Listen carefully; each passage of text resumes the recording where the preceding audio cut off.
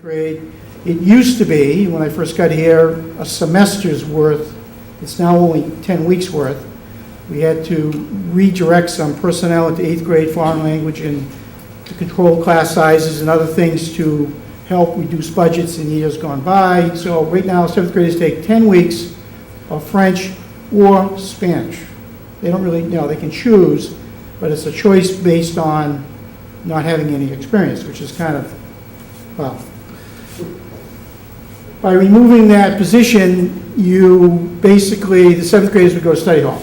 So that's pretty quick and easy. Just so you kind of understand my thinking when I recommended this, because I was the one who had to recommend this. Again, you've probably heard, I think Mr. Bowers uses this very often, we're really bare bones.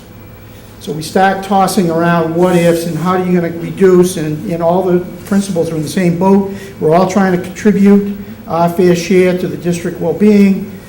So it kind of came down to me, do I cut my 7th grade foreign language program or one of my paraprofessionals? I have 3 paraprofessionals in the building to help support how we operate. So just as an example, a paraprofessional is almost about the same money. And so if I reduce the paraprofessional, I would close my library to all kids every day of the year. So I looked at the benefit of the library, for example, where kids go there virtually every period of every day of every school day. I really couldn't give that up. And again, our library should be staffed with a licensed librarian. It's not been that way since well before my time. We have an angel, a true angel in that paraprofessional, Maureen Califatis, who's truly exceptional for the best value on the dollar going. Runs that library. I couldn't really make that cut. The other 2 paraprofessionals really are my bookends. They're first here, they're last to leave. They do the bus duty in the morning, bus duty in the afternoon. They do all the cafeteria, lunchroom supervision, which is not an easy task. They help us cover study halls. They help us set up situations where teachers can meet as teams and talk about kids. So those kind of other cuts instead of foreign language, it's just not a lot I can do about that. So my recommendation with the 7th grade program is such that I'm still confident that as students take their first foreign language experience in grade 8, the full year of grade 8 will still equal 1 full year of language. But again, the student learner going into that experience is entering in with no background, and it would become a class, again, very academically rigorous because we need to cover that full year. And so that's the background. So again, 7th grade foreign language program, students would be assigned to study halls. Excuse me, Mr. Conche? Can we? Oh, I'm sorry. I just want to give everybody a minute.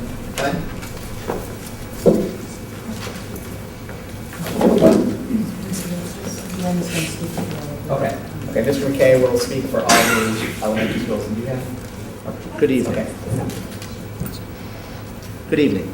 As the principal of the J. Turner Hood Elementary School, as well as the other principals of the other elementary schools, we have consistently advocated for low class size or appropriate class size. We as a group collectively believe that this has the greatest impact on teaching and learning. To speak a little bit about the elimination of the textbook line item. Textbook adoptions and not having new textbook adoptions, particularly in the area of science, will significantly impact many of the initiatives that we have in place. We're currently working with a no-atom curriculum that we'd like to move forward, and not having the means to do that will significantly impact our students.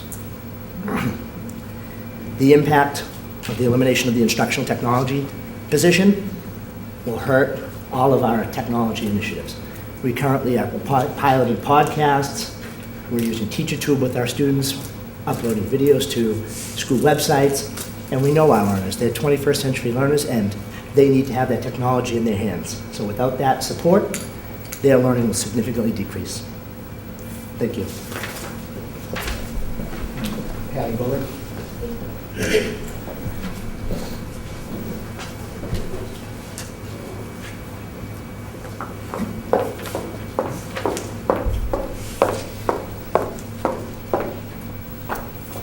As Mr. Carlson has already mentioned, we are an inclusionary district.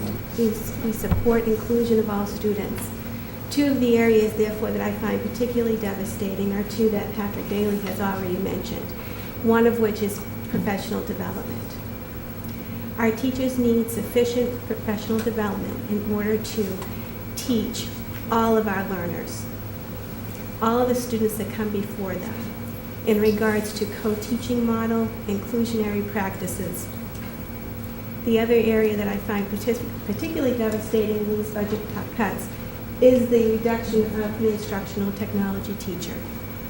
As we know, instructional and technology is key, again, to all our learners, but particularly for those students who have special needs. Thank you. Thanks, everyone on the administrative staff, nice job. So as you can see, we don't want to make any of these cuts, but I think that Kathy brought the staff together a couple of weeks ago to address the $650,000 deficit, and then brought them together today on short notice after we got the good news Friday morning from the finance planning meeting, and they put this group of cuts together as a priority. So at this time, I think, Deanna, you had a question, I'll let you address I first. have a couple of hundred, but I'll start with just a couple. Carl, these questions probably should start with you. I know that the budget that you presented is based on several assumptions. Can you please clarify, based on health insurance, what is the percentage that you built into the budget? Yes, thank you. We've been mentioning the existence of the finance planning team, and the finance planning team is comprised of some town officials who are directly engaged in the health insurance negotiations now with employees and with providers. And the town administrator is using a 2% budget increase from FY11 to FY12 as part of the available funds mix. Okay, thank you. Can you also explain, Mr. Nelson, the level of the circuit breaker that you have made as an assumption here, and why you've used that number, and what the possibilities are of that in the future? Thank you. Yes, the Commonwealth of Massachusetts, the circuit breaker, as we noted before, is a fund, it's kind of a shock absorber fund to help districts with very high-cost special education students. Presently, the state is providing 42% of what they should be committing. In other words, they created the law, but they're only supporting 42% of the definition of the law. We're using 42% as the FY12 number because we feel that even though the governor is proposing an increase up to 70 to 75%, until the general court weighs in on this, we're reluctant to assume we will do better. As many of you know, if circuit breaker is funded at the 70% level, it would be as much as a $100,000 improvement in our budget. Carl, I just wanted to add something there. So for most of our numbers, we're using the governor's budget, and Representative Jones met with the finance planning team on Friday, and while he can't guarantee that we'll have those governor's budget numbers, he was fairly comfortable with those numbers right now. We asked him specifically about circuit breaker, and he said, I wouldn't be comfortable with that right now.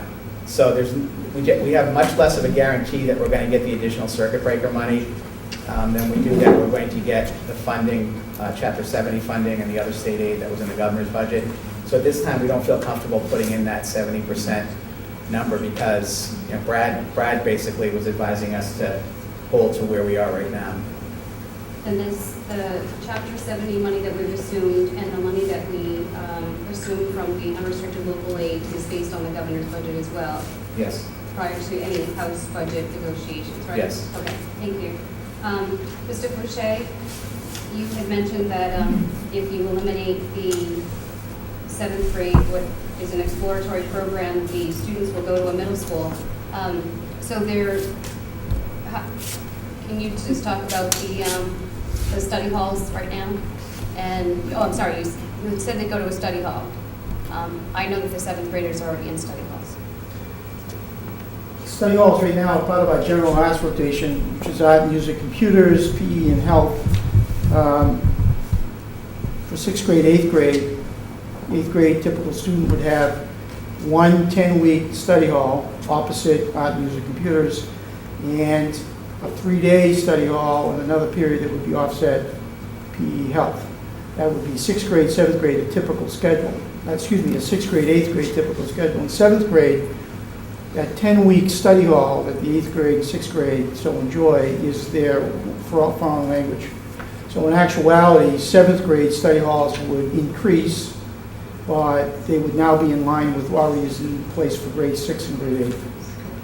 So a typical seventh grade schedule would include a 10-week study hall and another 3-day study hall opposite PEL.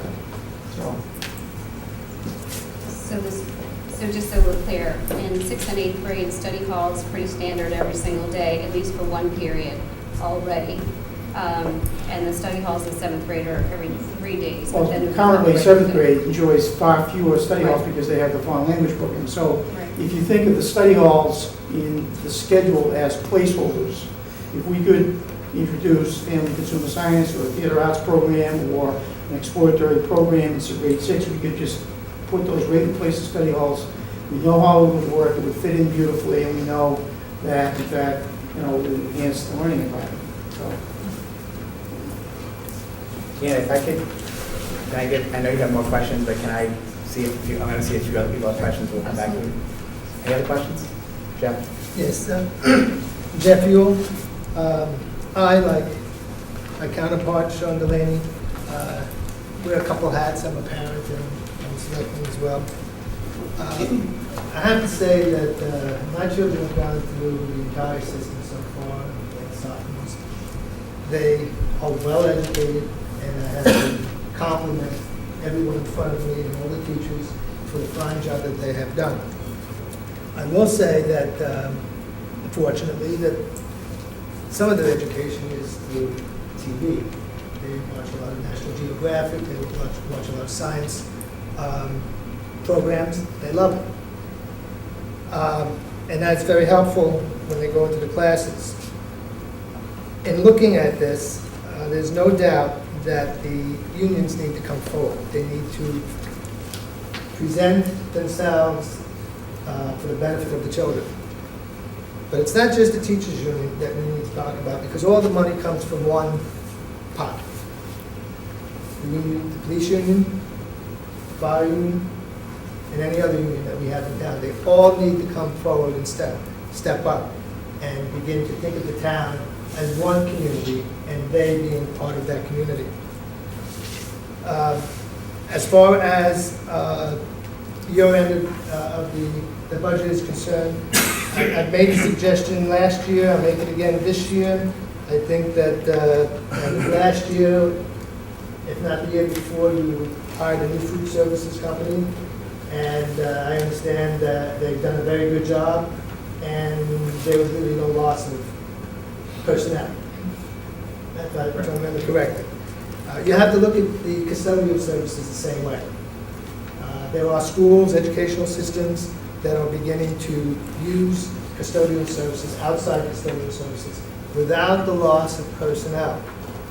And it needs to be looked at, and it needs to be a sincere attempt to cut out costs by reaching out to outsourcing such services. There's money to be saved, and that's just one of the many ways. The exact dollars, I don't really know, but it is an opportunity, and if there's ever a time that we need to look at it, with the caveat, we don't really want to lose anything, because people in our community are very important to us. But it is something that is very important, I think, worth looking at, and now is the time to do that. Plan design is vital. I'm on record saying that, as far as I'm concerned, the decisions for our plan design needs to be here, needs to be with us. We have to live with it. We have to negotiate.